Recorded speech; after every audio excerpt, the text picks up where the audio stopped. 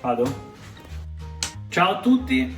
Allora, questa sera cosa facciamo? Siccome ci è venuta voglia di dolci, questa sera faremo dei biscotti a base di farina di grano duro e farina di mais con gocce di cioccolato, burro, miele e poi mettiamo un pizzico di vaniglia nei tuorli, ok? Quindi se avete la vaniglia fresca la stecca, altrimenti polvere di vaniglia sempre fresca possibilmente. Niente, adesso cosa facciamo? Semplicemente abbiamo preparato già i tuorli, abbiamo messo un pizzico di vaniglia che iniziamo a sbattere.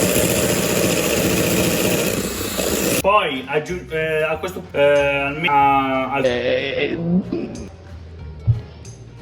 a questo punto, dopo che abbiamo un attimino sbattuto i tuorli, cosa facciamo? Prendiamo lo zucchero e lo sbattiamo con i tuorli. Allora attenzione, appena mettete lo zucchero a contatto con i tuorli sbattetelo subito, perché altrimenti cristallizza.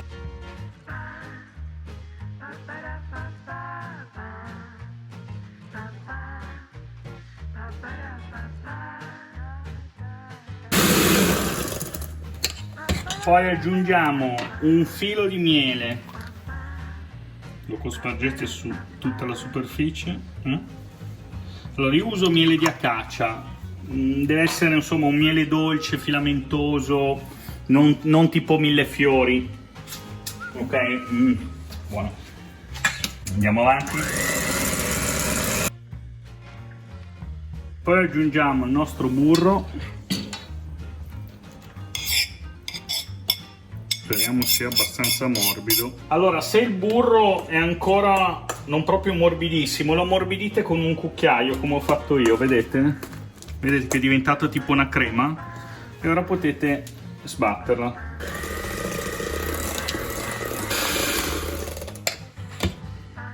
Ora piano piano dobbiamo integrare la farina. Allora, iniziamo un po' alla volta.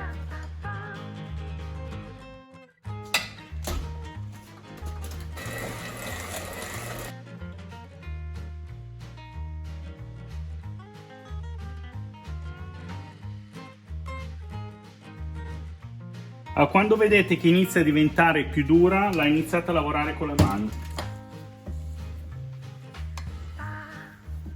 o con un cucchiaio, poi vedete voi, a me piace giocare tipo col pongo perché la sento meglio, si miscela meglio. Boh, poi mettiamo le nostre gocce di cioccolato.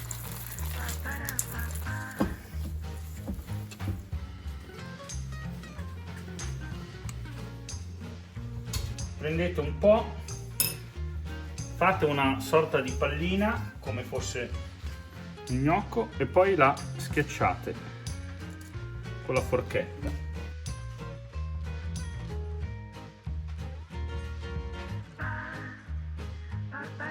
Allora, ora che è pronta la prima teglia, la prendiamo, la mettiamo in forno statico a 190 gradi per 15 minuti.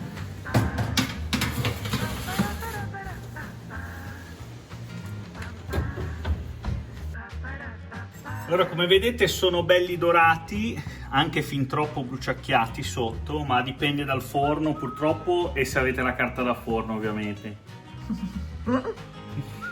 Quindi li togliamo delicatamente e li facciamo possibilmente raffreddare su una graticola. Se vi sembrano morbidi non abbiate paura perché è corretto, ok? Non esagerate con la cottura altrimenti si bruciano, semplicemente quando si raffreddano induriscono, ok? Rimane sempre comunque una parte morbida interna perché sono burrosi, ed è quello il bello. Allora, i nostri biscotti sono pronti. Qua ho fatto una versione un po' modificata tipo biscotti americani perché mi piace cambiare. Ora assaggiamo i nostri biscotti appena sfornati. Ovviamente andrebbero fatti raffreddare, i miei sono diciamo intiepiditi, ma vedete che sono già molto più rigidi.